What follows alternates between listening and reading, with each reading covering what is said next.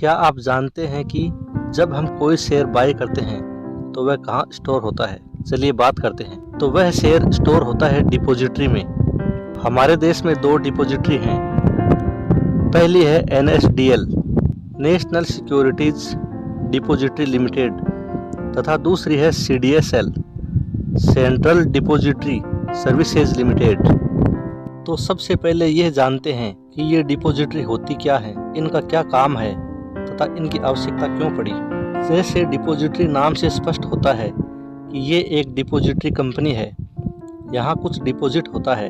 जिस प्रकार हम अपने सेविंग अकाउंट में फंड जमा रखते हैं, उसी प्रकार जब हम कोई शेयर परचेज करते हैं या किसी भी तरह की फाइनेंशियल सिक्योरिटीज जैसे gold bond, ETF, mutual fund, ये सारे फाइनेंशियल एसेट्स डिपॉजिटरी में डिपॉजिट अथवा जमा होते हैं। मतलब एक ऐसा लॉकर जहां फाइनेंशियल सिक्योरिटीज जमा होते हैं।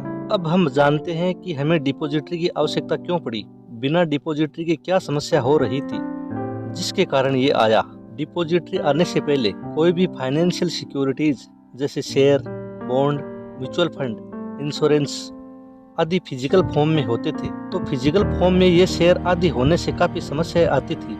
जैसे वेयर हाउस कॉस्ट आता था, शेयर गुम हो जाने या चोरी हो जाने का खतरा था, शेयर ट्रांसफर करने में काफी पेपर वर्क होता था, ट्रांजैक्शन होने के बाद ट्रेड सेटलमेंट होने में काफी समय लगता था। कई बार ट्रेड सेटलमेंट करने में सामने वाला पैसे लेकर भी शेयर नहीं देता था तथा सारी प्रोसेस बहुत ही कॉम्प्लिकेटेड हो जाती थी तथा ये सब मैनेज करना भी बहुत मुश्किल हो जाता था। तो इसी कारण एक ऐसे प्लेटफॉर्म की आवश्यकता थी जहां पर इन फाइनेंशियल सिक्योरिटीज को रखा जा सके, जिसकी वजह से रेगुलेटरीज को लगा कि अब डिपॉजिटरी लाना चाहिए, जिसके फलस्वरूप एक ऑनलाइन लॉकर आया जो हमारे सामने है, NSDL तथा CDSL। इस ऑनलाइन लॉकर में पब्लिक अपना इन्वेस्टमेंट डिपॉजिट कर रही है। डिपॉजिटरी पार्टिसिपेंट अर्थात DP या ब्रोकर के माध्यम से हम शेयर बाय या सेल करते हैं तथा ये शेयर डिपॉजिटरी में जमा हो जाते हैं। यानी जब हम कोई शेयर परचेज करते हैं तो वो शेयर सेलर के डीमैट अकाउंट से निकालकर हमारे डीमैट अकाउंट में डालने का काम डिपॉजिटरी द्वारा ही किया जाता है। ये शेयर तब तक डिपॉजिटरी में स्टोर रहते हैं जब तक कि हम उन्हें सेल नहीं करें। डिपॉजिटरी ये सब कार्य करने के लिए डिपॉजिटरी पार्टिसिपेंट यानी DP या ब्रोकर या स्टॉक ब्रोकर रखते। अर्थात यदि हम कोई भी शेयर इत्यादि खरीदते हैं तो वह किसी भी एक डिपॉजिटरी NSDL या CDSL के पास स्टोर होता है। यदि कोई स्टॉक ब्रोकर बैंकक्रप्ट हो जाए, भाग जाए, तो हमारी सिक्योरिटी के लिए ये सब चीजें इनके पास स्टोर रहती हैं। जैसे हमारे पैसे बैंक में जमा रहते हैं, उसी प्रकार हमारे शेयर डिपॉजिटरी सर्विसेज के पास स्टोर होते हैं तथा हम शेयर सेल करना चाहते हैं तो यही डिपॉजिटरी सर्विसेज शेयर्स को रिलीज कर देती है। अब आप समझ गए होंगे कि डिपॉजिटरी क्या होती है, इसकी जरूरत क्यों पड़ी तथा इसका क्या महत्व है। इंडिया में डिपॉजिटरी सर्विसेज प्रोवाइड करने वाली 2 ही कंपनी है। पहली है NSDL तथा दूसरी है CDSL। अब बात करते हैं डिपॉजिटरी की अर्निंग की। डिपॉजिटरी अर्न कैसे करती है? तो ये 3 प्रकार से मुख्यतः अर्न करती है। पहला है एनुअल चार्जेज। ये चार्जेज स्टॉक ब्रोकर से लिए जाते हैं तथा स्टॉक ब्रोकर्स के पास जिनका भी डीमैट अकाउंट होता है उनको ये चार्जेस देना होता है। दूसरा है कस्टडी फीस। डिपॉजिटरी द्वारा ये चार्ज उन कंपनियों से लिया जाता है जिनका शेयर कस्टडी में है। तीसरा है ट्रांजैक्शन चार्ज। ये चार्जेज डिपॉजिटरी पार्टिसिपेंट अर्थात स्टॉक ब्रोकर से लिए जाते हैं। जैसे कोई शेयर बाय होता है वह डीमैट में आता है तो इस पर चार्ज लिया जाता है तथा ये चार्ज भी ब्रोकर आपसे वसूल करता है। इन तीनों चार्ज से डिपॉजिटरी अर्न करते हैं तथा ये तीनों कनेक्टेड हैं डीमैट कम ट्रेडिंग अकाउंट तथा कॉर्पोरेट एक्टिविटी से। यानी जितने ज्यादा डीमैट अकाउंट ओपन होंगे उतनी ज्यादा एनुअल फीस आएगी, जितने ज्यादा कंपनी के IPO आएंगे उतनी ज्यादा कस्टडी फीस आएगी तथा जितने ज्यादा लोग शेयर बाय करेंगे उतनी ज्यादा ट्रांजैक्शन फीस आएगी। तो ये सब डिपॉजिटरी की अर्निंग के प्रमुख स्रोत होते हैं। अब दोनों डिपॉजिटरी NSDL तथा CDSL में से आज NSDL के बारे में समझते हैं। NSDL का full form national securities depository limited है, जिसकी स्थापना 1996 में मुंबई में की गई। ये विश्व का लार्जेस्ट सिक्योरिटीज डिपॉजिटरी है जिसमें 2 करोड़ से ज्यादा डीमैट अकाउंट है। नेशनल स्टॉक एक्सचेंज की डिपॉजिटरी NSDL होती है, अर्थात NSDL जो कि NSE के लिए काम करता है।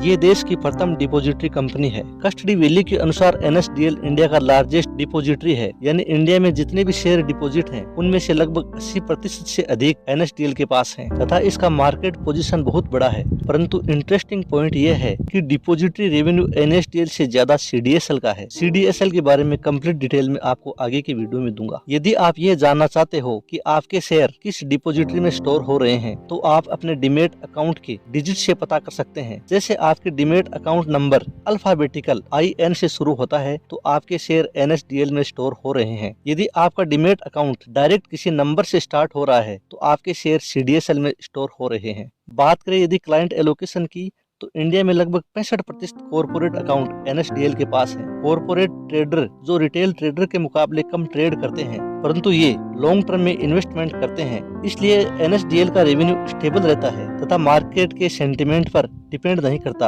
अर्थात NSDL लंबी रेस का घोड़ा हो सकता है। अब बात करते हैं NSDL के रेवेन्यू की। तो NSDL के ओवरऑल रेवेन्यू में ये 3 सेगमेंट में रेवेन्यू जनरेट करता है। पहला है डिपोजिटरी तथा रिपोजिटरी। डिपोजिटरी में शेयर रहता है तथा रिपोजिटरी में इंश्योरेंस रहता है। दूसरा है banking service, NSDL payment bank भी ऑपरेट करता है। तीसरा है डेटाबेस मैनेजमेंट, NSDL इन्वेस्टर का डेटाबेस मैनेजमेंट का काम भी करता है।